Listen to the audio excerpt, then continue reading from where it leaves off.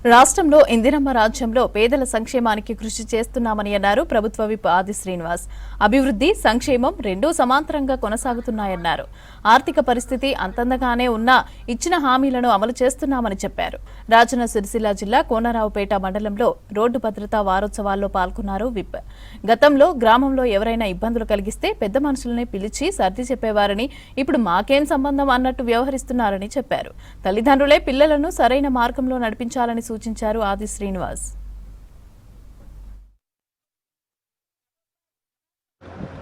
ఈ రాష్ట్రంలో ఇందిరమ్మ రాజ్యం ప్రజాపాలన నిస్సాయులందరికీ సాయాన్ని అందించేటువంటి లక్ష్యంలో, అపన్నాస్తాన్ని అందించేటువంటి లక్ష్యంలో 2 సంవత్సరాల 3 మాసాల నుంచి జరుగుతున్నటువంటి తీరుతెన్నులు మీరు అందరూ కూడా గమనిస్తున్న వేళ ఓవైపు అభివృద్ధి, మరోవైపు సంక్షేమం రెండూ కూడా మనకు 2 కళ్ళు ఎలాగో ఆ విధంగా గౌరవ ముఖ్యమంత్రి రేవంత్ రెడ్డి గారు సంక్షేమాన్ని ఓవైపు పరిగెత్తిస్తూ మరోవైపు అభివృద్ధి రంగంలో కూడా అన్ని వర్గాల ప్రజల అభ్యున్నతి కోసం చేసేటువంటి కార్యక్రమాలు కూడా జరుగుతామని మీరు అందరూ కూడా చూస్తున్నారు.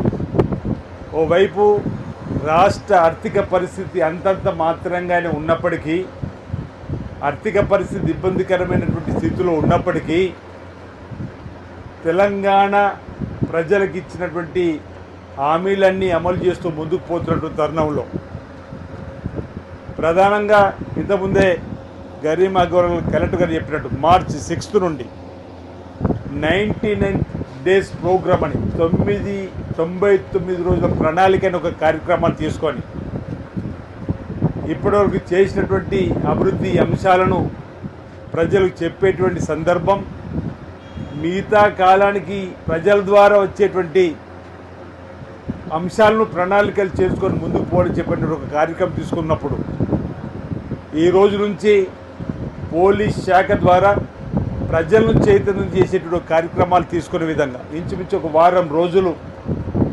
భద్రతకు సంబంధించిన అంశం కానీ, క్రమశిక్షణకు సంబంధించిన అంశం కానీ, చట్ట పరిధిలో ఏ విధంగా పౌరుడు ముందుకు వెళ్ళాలని చెప్పిన అంశం కానీ, ఆసుపత్రికి సంబంధించినటువంటి సేవలను ఏ విధంగా పేదలకు అందించేటువంటి కార్యక్రమాన్ని తీసుకున్నాం.